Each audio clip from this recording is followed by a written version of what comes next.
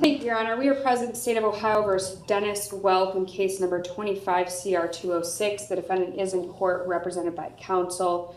We were last here on May 14th where the defendant pled guilty to count 5 and count 6, both being sexual battery felonies of the 3rd degree. At that time, the court referred the defendant for a pre-sentence report and victim impact statement. Those reports have been completed. And right there, the tone is set.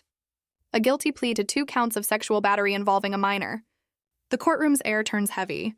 But here's what's wild. Despite the seriousness, the defense is about to ask for just 8 years. Do you think that's fair or far too light? Let's see how the judge reacts. The state is prepared to proceed with sentencing. Mr. Watson. Thank you, Your Honor. May it please the court. I'm going to be brief. This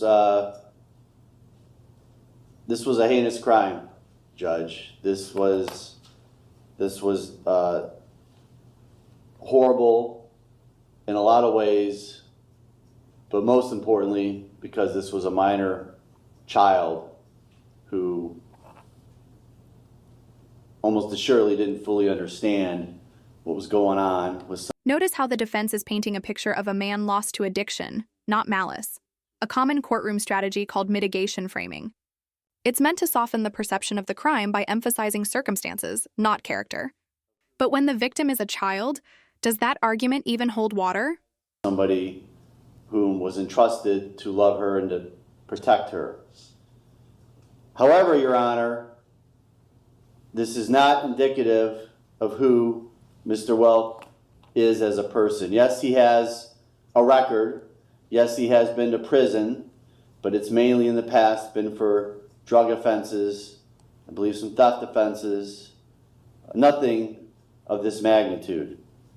On this day, and this is not an excuse, Judge, for his behavior, but on this day, Mr. Welk was drinking a lot, was highly intoxicated, and took advantage of his stepdaughter. Since the day I met him, he is in disbelief that he did this. He has expressed to me his remorse and his sadness and how he hurt her, how he hurt his wife, how he hurt the rest of his family.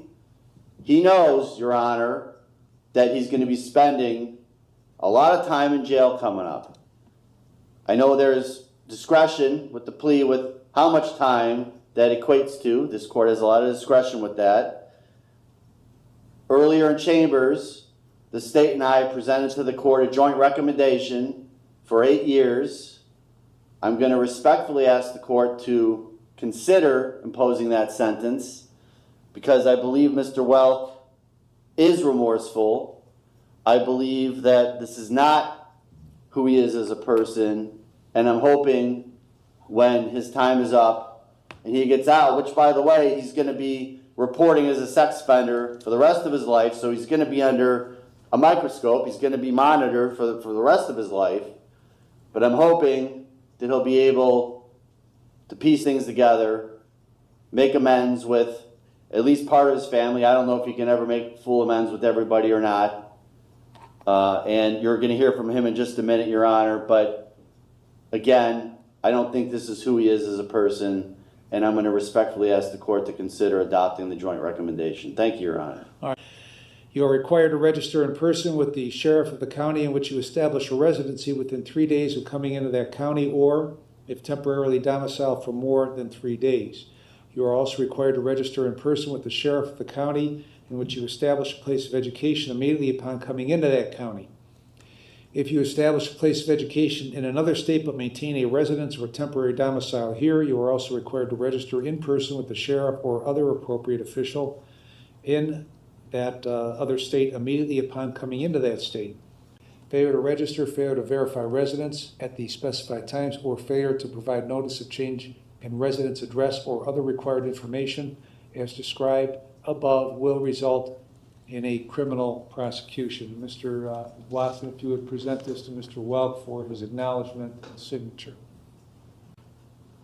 All right, Mr. Welk, what do you want to tell me before I impose sentence?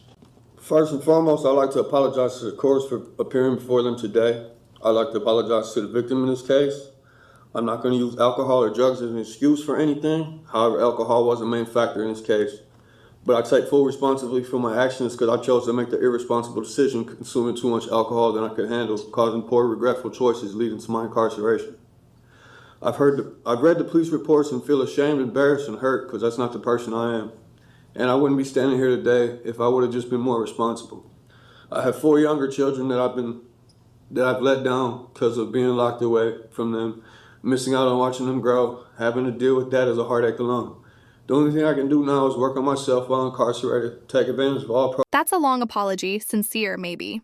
But remember, remorse isn't always redemption. Judges often look beyond words to behavior. And what's coming next reveals something chilling about how he acted after his arrest. programs they offer and become a better man and a better father and not give up doing so. I have to make this my last time in jail and I plan to. I'm sincerely remorseful to my victim in this case, letting her down when I was supposed to be a father figure in her life. I beat myself up over this every day. Over this, wishing I could take it all back. I just hope she can grow up in life and leave this in the past and that it doesn't affect her future. Again, I'm sorry to everyone I caused pain to in this case.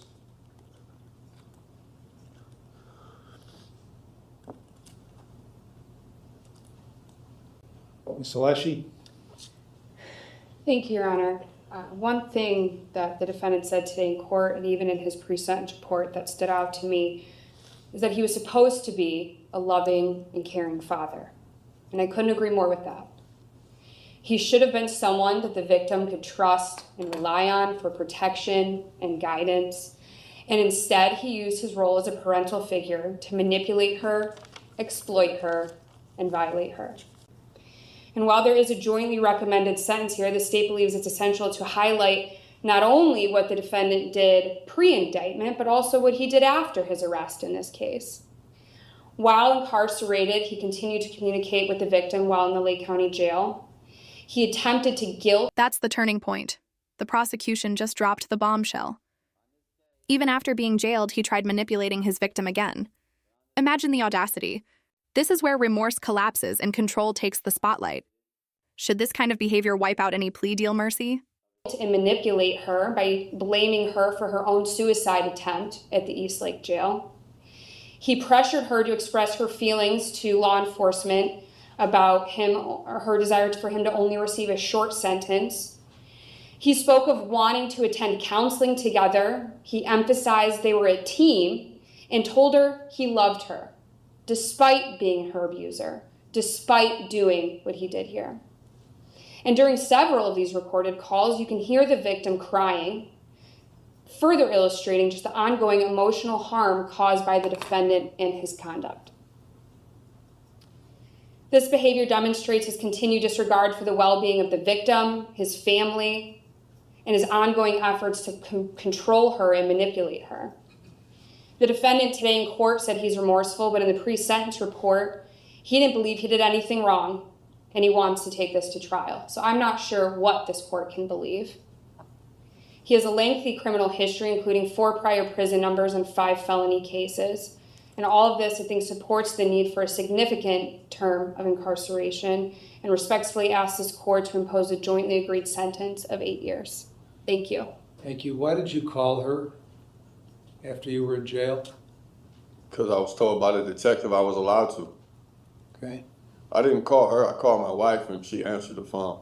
All right. And what contact did you have with her about retracting her statement or modifying her statement? It wasn't retracting. We talked about counseling, going to counseling and stuff, because that was something that they was talking about making them do, and something she said she didn't want to do. Well, trying to whether directly contacting her or contacting her through your wife was wholly inappropriate. And it was further evidence of you trying to take advantage of her at that young age, like you did when this happened. Now she had asked the detective if she could have contact with me when this case was all started. Then when I went to my preliminary hearing on February 11th, I asked the detective and he told me the same thing. All right. Well, you're experienced enough in the system to have the wisdom that you shouldn't have been contacting her. Okay. In talking to her, having about anything having to do with this case. So, you've in your statement, you say you apologize to her, but then in the pre-sentence report, you talk about how you don't believe you did everything you're accused of doing and wanted to take this to trial. What's that all about?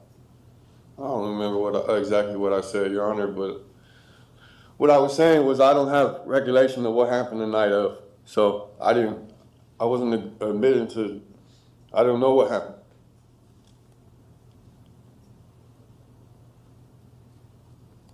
So did you or didn't you do this stuff? Yes. Okay. And I got to tell you, it doesn't get much worse than this kind of stuff. I understand. And I would note in the record that in 2009 or 2010, you were sentenced to prison on a burglary, released on judicial release, and then returned to prison after a violation of the judicial release. And you were released January 7th of 13. You went back to prison on another case on May 1st of 13 and got out in August. Went to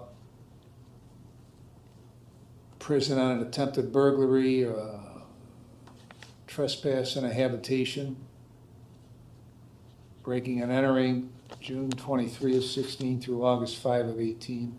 A whole bunch of theft offenses between that last prison sentence and where you are today, so. And here it is, the hammer. 2 60-month terms, back to back. That's 10 years. But instead of acceptance, watch closely. This courtroom is about to explode. This is what happens when denial meets justice.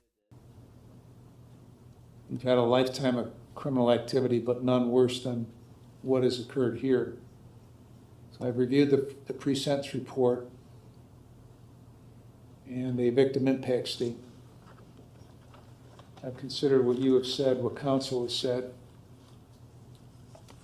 And I've also considered that they've made a joint recommendation of 96 months in prison.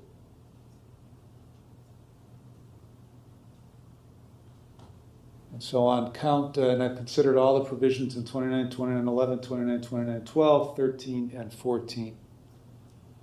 Consideration of all that, on count 5, I'm going to sentence you to a term of 60 months.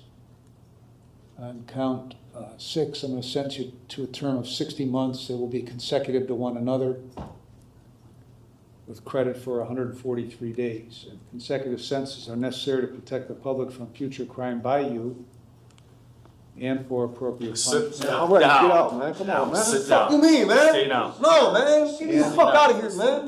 No, And- fuck took my plea back, man. Get me the fuck out of here, man. Get me out of here. Get me out of here, man. Get me out of here, man. Almost done, Judge. Get me the fuck out of here. And they, No, man. Get me out of here. Get me out of here, man. What the fuck you mean, nigga? Get me the fuck out of here. Man, get me the fuck out of here, nigga. Let me get my leg. Get me out of here, man. Just take him in the chair. Okay, we're in this chair. All right. I'm kissing you tomorrow. Put me on your visiting list Uh, for jail and for. All right, man. Stop touching me, man. I'm not doing shit, man. I'm not doing shit. I'm not doing shit. What the fuck? Do it all unnecessary. All right, consecutive sentences are necessary to protect the public from future crime by the defendant and for appropriate punishment. And they are very proportionate to the seriousness of his conduct and the danger he poses to the public. And his history of criminal conduct demonstrates that consecutive sentences are necessary to protect the public from future crime by the defendant. Costs are assessed, the remaining charges are dismissed. Anything else, Ms. Alessi? No, Your Honor, thank you. Mr. Watson? Nothing further, Your Honor. All right, we're adjourned. All right.